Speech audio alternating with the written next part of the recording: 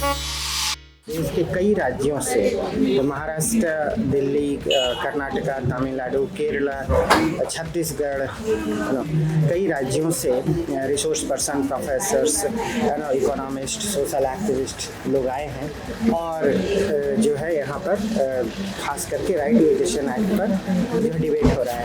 The problem is not confined to Bihar. The problem is all over India, in fact. Bihar की गरीबी, यहाँ का पिछड़ापन दूर नहीं हो रहा है और इसकी एक वजह ये है कि यहाँ शिक्षा का काम ठीक से नहीं हुआ है। तो सरकार को ये चाहिए कि प्राइवेट स्कूल का जो टाइम अलाइनमेंट है उसी के हिसाब से पब्लिक स्कूल का टाइम अलाइनमेंट करे। But an opportunity to get diversified food through this midday meal, they missed out. Fundamental rights है, लीगल राइट्स है, मोरल राइट्स का भी कंसेप्ट है, natural rights, human rights, universal rights, rights के इर्द गिर्द बहुत सारी चीजें बोली जाती हैं। सरकार ने स्वीकार किया कि इसके लागू होने में ये बहुत बड़ी बाधा है कि रीइंबर्स करने के लिए यूनिफॉर्म फी स्ट्रक्चर की पॉलिसी तय नहीं हो पाई है, गाइडलाइंस तैयार नहीं हो पाएगा। 2 दिनों का राष्ट्रीय कार्यशाला का आयोजन राइट टू एजुकेशन एक्ट के एक सेक्शन 12(1)(c) को लेकर के एन सिन्हा इंस्टीट्यूट पटना में 18-19 जनवरी 2025 को आयोजित किया जा रहा है और इसमें देश के कई राज्यों से, तो महाराष्ट्र, दिल्ली, कर्नाटका, तमिलनाडु, केरला, छत्तीसगढ़, कई राज्यों से resource person, professors, economist, social activist लोग आए हैं और जो है यहाँ पर खास करके राइट टू एजुकेशन एक्ट पर जो डिबेट हो रहा है और इसके अंतर्गत यह प्रावधान है इस कानून के अंतर्गत, राइट एजुकेशन के अंतर्गत, कि जो गरीब बच्चे हैं उनका एडमिशन जो है प्राइवेट स्कूल में किया जाना रहता है और जिसके लिए बिहार सरकार या सरकार, राज्य सरकार, केंद्र सरकार उनका फीस देती है, पैसे देती है ताकि जो गरीब बच्चे हैं, डिसएडवांटेज सेक्शन के बच्चे, SC, ST, OBC, जो डिप्राइव्ड क्लास के बच्चे हैं उनका एडमिशन प्राइवेट स्कूल में हो और वहाँ वह पढ़ सकें। I think this is a very important event that is taking place in the particular state of Bihar. The problem is not confined to Bihar. The problem is all over India, in fact. And this act was passed about more than 15-16 years ago. Still, we have some basic problems, and one of the important problems is about the implementation of this particular clause of providing 25% seats in private schools. I think one of the important points that came up is if the government is spending that much money in the name of fee reimbursement to the private schools, the government can as well spend that money on the public schools and increase the intake of the public schools, capacity of the teachers, and with better infrastructure, and the whole problem will be solved. As a long-term strategy, I think the whole elementary education, if not the whole education, or if not the school education, at least the whole elementary education should be completely made public. I think that's a good point that came up in the last discussions. जो 2009 में कानून बना right to education, free and compulsory education, उसको लागू करने के संदर्भ में एक प्रावधान है इस कानून में, सेक्शन 1(c), उसके तहत प्राइवेट स्कूल्स के ऊपर ये बाध्यता है कि कम से कम 25% गरीब तबके के बच्चों को अपने स्कूल में वो एडमिशन दे। और ये भी व्यवस्था है उस प्रावधान के तहत, सेक्शन 1(c) के तहत, कि सरकार वो जो खर्चा आएगा इन कम से कम 25% गरीब तबके के बच्चों के ऊपर, वो खर्चा जो है सरकार रीइंबर्स करेगी, वो प्राइवेट स्कूल्स को दे देगी।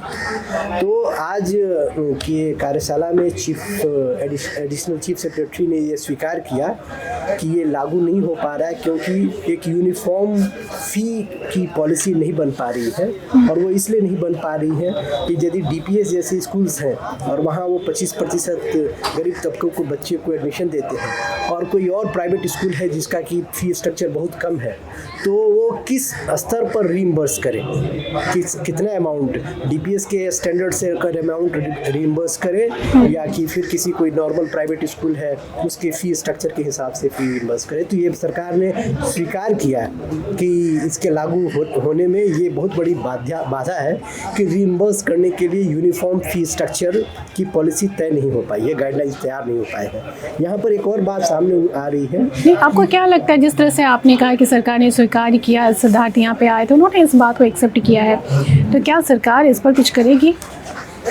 उन्होंने ये कहा कि वो इस कार्यशाला से, जो अभी 2 दिनों की 18-19 जनवरी को कार्यशाला है, उससे उनकी अपेक्षा है कि यहाँ से लोग एक वर्किंग पेपर बना करके दे और अनुशंसा दे कि क्या करना चाहिए, इसको लागू करने के लिए क्या करना चाहिए। और उन्होंने ये आश्वासन दिया बिहार सरकार की तरफ से, शिक्षा विभाग की तरफ से, कि वो केंद्र सरकार को इस संबंध में लिखेंगे कि इसको लागू करने में क्या दिक्कत है। एक बात उन्होंने और जोड़ी कि सरकार ये सोच रही है कि ये 25% के प्रावधान को लागू करने में जो दिक्कतें आ रही है उससे सबक सीखते हुए कि इससे अच्छा होगा कि जो जिला स्कूल है, नवोदय स्कूल है और जो सेंट्रल स्कूल्स हैं, उनको इस स्तर का बनाया जाए कि वो गरीब तबके को बच्चों को एडमिशन दे सके, कंपटीशन से एडमिशन दे सके। और एक और चीज़, बहुत महत्वपूर्ण बात शिक्षा विभाग के सचिव ने बताया, एडिशनल चीफ सेक्रेटरी ने बताया कि क्या ये संभव नहीं है। ये उन्होंने बताया कि बहुत सारे ऐसे प्राइवेट स्कूल्स हैं जो कि पब्लिक स्कूल, गवर्नमेंट स्कूल से भी उसकी स्थिति बदतर है, तो क्या हम वैसे स्कूलों में गरीब बच्चे को, गरीब तबके के बच्चों को एडमिशन करने की पैरोकारी कर सकते हैं? तो मुझे लग रहा है अभी चिंतन का ही दौर है, लेकिन चिंता की बात है कि कानून 2009 में बना था और अब 2025 की शुरुआत है, लागू अभी तक हो नहीं पाया है। जो आंकड़े आ रहे हैं वो पता चला, सरकारी अधिकारी भी स्वीकार कर रहे हैं कि 10-12% से ज़्यादा का हो नहीं रहा है। मेरा नाम बसी अहमद है। कॉलेज में 40 साल पढ़ाया है और 2 बार हम विधान परिषद में मेंबर रहे हैं। अभी all India forum for right to education में प्रेसिडियम के मेंबर हैं और बिहार में शिक्षा अधिकार मंच के संरक्षक हैं। तो शिक्षा में पिछले 1960 से जो एक्टिविटी पब्लिक लेवल पे हो रही है उससे हम जुड़े रहे हैं। पहले यहाँ Bihar citizen council on education हुआ करता था, जो इंडिया में पहला वो बिहार स्टेट है जहाँ public intervention in the matter of education हुआ और उससे काउंसिल ने बहुत सारे डेलिब्रेशन किए। तो 1960 से ऑनवर्ड शिक्षा से हमारा जुड़ा हुआ है। प्रावधान है कि 25% स्टूडेंट को प्राइवेट स्कूल में दाखिला मिलेगा, बाकी सरकारी स्कूल में पढ़ेंगे। प्राइवेट स्कूल जो कंपैरेटिवली सरकारी स्कूल से अच्छे हैं वहाँ 25% को आप दे देंगे। तो क्या ये कॉन्स्टिट्यूशन का वायलेशन नहीं होगा कि 25% को अच्छी शिक्षा मिलेगी और 75% को उससे कमतर मिलेगी? तो कॉन्स्टिट्यूशन ने इक्वलिटी को प्रियम्बल में लिखता है और इसी से कॉन्स्टिट्यूशन में इक्वल अपॉर्चुनिटी का भी प्रोविजन है। कॉन्स्टिट्यूशन का ये वायलेशन है 25% का। कॉन्स्टिट्यूशन कहीं भी विजुलाइज नहीं करता है कि प्राइवेट इंस्टीट्यूशन का प्रॉफिटिंग का कोई प्रोविजन होगा। इट इज़ ए राइट, जहाँ राइट है वो मार्केट के हवाले नहीं हो सकता है। I'm Dr. Gopinath, working as principal scientist with the M.S. Swaminathan Research Foundation, Chennai. We are working on food and nutrition security related issues. I come here to participate in this important seminar to discuss about how this 12(1)C is implementing in Bihar.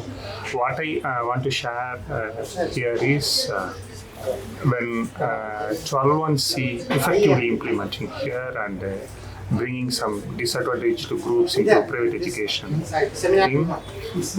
The point is those students will be away from an important social safety net programs, say midday meals. So since they are from disadvantaged communities and that diversity of the households be not that much effective. So an important opportunity to get diversified food through this midday meal, they missed out. So we need to find strategies to bring midday meals into those students also who are enrolled in private schools, because the nutritional issues are alarming and states like Tamil Nadu, they are facing a second generational nutritional problems, something like obesity, other things. So Bihar has to find strategies to extend the school meal program to those who are enrolling in private education also. That's what I would like to highlight here.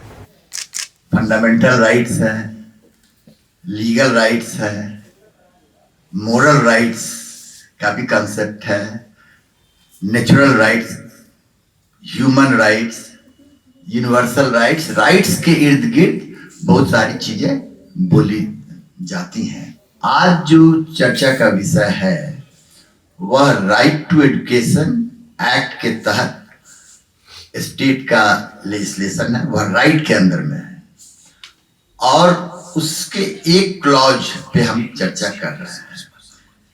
ये विषय क्यों इतना महत्वपूर्ण है? इसके लिए हमें rights के फंडामेंटल कॉन्सेप्ट्स को समझना आवश्यक है और यह राइट ह्यूमन राइट से अलग है, नेचुरल राइट से अलग है, मोरल राइट से अलग है, इवन लेजिस्लेटिव राइट से अलग है। इस कंसेप्ट को हम समझने की कोशिश करें। देखिए, राइट्स और गुड्स दो की चर्चा होती है। Whether rights are based on some conception of good या राइट्स का कंसेप्ट गुड के कंसेप्शन से भी प्रायर है, पहले है। इस बात को समझे। What is good for a society? Good for a society is that हर एक लोगों को, हर एक बच्चों को पढ़ना चाहिए, ये गुड ऑफ द सोसाइटी है। तो क्या हम ये कहें कि यह राइट इसलिए दिया गया है कि यह गुड है? यह बात सही नहीं है। मैं ये कह रहा हूं कि राइट्स का कंसेप्ट प्रायर है over the concept of good. बच्चे नहीं जुड़ पा रहे हैं स्कूल में, वो इसलिए नहीं जुड़ पा रहे हैं कि उनका टाइम अलाइनमेंट डिफरेंट है। तो सरकार को यह चाहिए कि प्राइवेट स्कूल का जो टाइम अलाइनमेंट है उसी के हिसाब से पब्लिक स्कूल का टाइम अलाइनमेंट करे। ये रिकमेंडेशन है। आप समझिए कितने खतरनाक तरीके से चीजों को सटल वे में कहा जा रहा है। प्राइवेट को लीडरशिप देने की बात की जा रही है कि वो जो कहे उसको कर लीजिए तो ठीक से चलेगी। और भाषा का सवाल सबसे कठिन हो गया है। अब जितने प्राइवेट स्कूल हैं सब अपने को पब्लिक स्कूल कहते हैं। ये सारे पब्लिक स्कूल हैं। और जो हमारे सरकारी विद्यालय हैं, मैं सरकारी जानबूझ के इसलिए कह रहा हूं कि प्राइवेट पब्लिक वाला कंफ्यूजन बड़ा जबरदस्त हो गया है। जो प्राइवेट है अपने को पब्लिक कहता है और सरकार भी उसे ये नहीं कहती कि आप पब्लिक नहीं कहिए। वो मुनाफे के लिए काम करता है। जब देश आजाद हुआ था तो उस समय में भी पीपीपी मोड थे। हमारे पास ढेर सारे स्कूल कॉलेज ऐसे खुले हुए हैं जिसको लोगों ने खोला और वो आज अच्छा काम कर रहा है अपने इलाके में। प्रकारांतर से हमारे डेमोक्रेसी ने उसको तहस नहस भी कर दिया गुणवत्ता के नाम पर में। तो कॉलेज सब और स्कूल सब बैठ भी गए हैं। लेकिन एक अच्छा प्रयास था जो समाज के द्वारा किया जा रहा था कि समाज के बच्चे पढ़ें लिखें आगे जाएं। बाबा साहब भीमराव अम्बेडकर से लेकर अब तक का आप देखिए कि कहां से कहां लोग पहुंचे हैं लोगों के पढ़ाने से, चाहे वो राजे रजवाड़े के हों या बाकी ढंग से। लेकिन अब उसको बदल के अब ये प्राइवेट स्कूल को पब्लिक स्कूल कहा जा रहा है। देखिए, ये बहुत दुखद स्थिति है कि बिहार जाना जाता है अपनी चेतना के लिए। यहाँ बुद्ध को ज्ञान प्राप्त हुआ और यहाँ एक से एक मनीषी निकले हैं। फणीश्वर नाथ रेणु से लेके और तमाम नाम लिए जा सकते हैं। लेकिन बिहार की गरीबी, यहाँ का पिछड़ापन दूर नहीं हो रहा है और इसकी एक वजह यह है कि यहाँ शिक्षा का काम ठीक से नहीं हुआ है।